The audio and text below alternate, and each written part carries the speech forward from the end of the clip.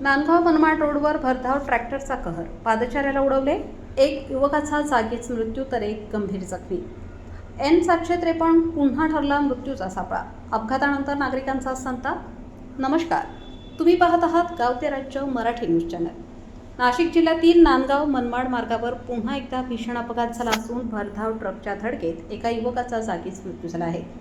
या घटनेनंतर परिसरात हळहळ व्यक्त होत असून महामार्गावरील सुरक्षेचा प्रश्न पुन्हा ऐरणीवर आला आहे.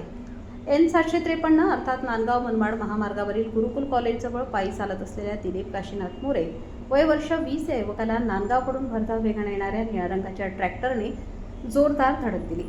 धडक इतकी भीषण होती की युवकाचा घटनास्थळीच मृत्यू झाला. तसेच अशोक सुखदेव कोळेकर हे गंभीर जखमी झाल्याने त्यांना पुढील उपचारासाठी नाशिक येथे रवाना करण्यात आले आहे. निळ्या रंगाच्या ट्रॅक्टर चालकाने तिथून धूम ठोकत मनमाडच्या दिशेने पळून गेला. या प्रकरणी नांदगाव पोलीस ठाण्यातील गुन्हा रजिस्टर नंबर 313/2026 भारतीय न्यायसंहिता कलम 106(1), 25(a), 125(b), 281, 134, 177, 184 प्रमाणे निळ्या रंगाच्या ट्रॅक्टरच्या अज्ञात चालकाविरुद्ध गुन्हा दाखल करण्यात आला असून पुढील तपास पोलीस करत आहेत. दरम्यान स्थानिक नागरिकांनी महामार्गावरील सुरक्षेवर गंभीर प्रश्न उपस्थित केले आहेत.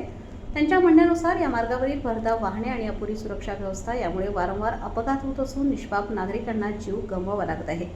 महामार्गावरील वेगावर नियंत्रण आणणे आणि पादचाऱ्यांसाठी सुरक्षित व्यवस्था उभारण्याची मागणी नागरिकांकडून होत आहे. नांदगाव मनमाड महामार्गावरील अपघातांची मालिका नेमकी कधी थांबणार? निष्पाप नागरिकांचे जीव जाण्यापूर्वी प्रशासन ठोस उपाययोजना करणार का, हा प्रश्न आता सर्वसामान्य नागरिक विचारत आहेत. गाव ते राज्य मराठी न्यूज चॅनल, संपादक विजय धामणे, नांदगाव, नाशिक.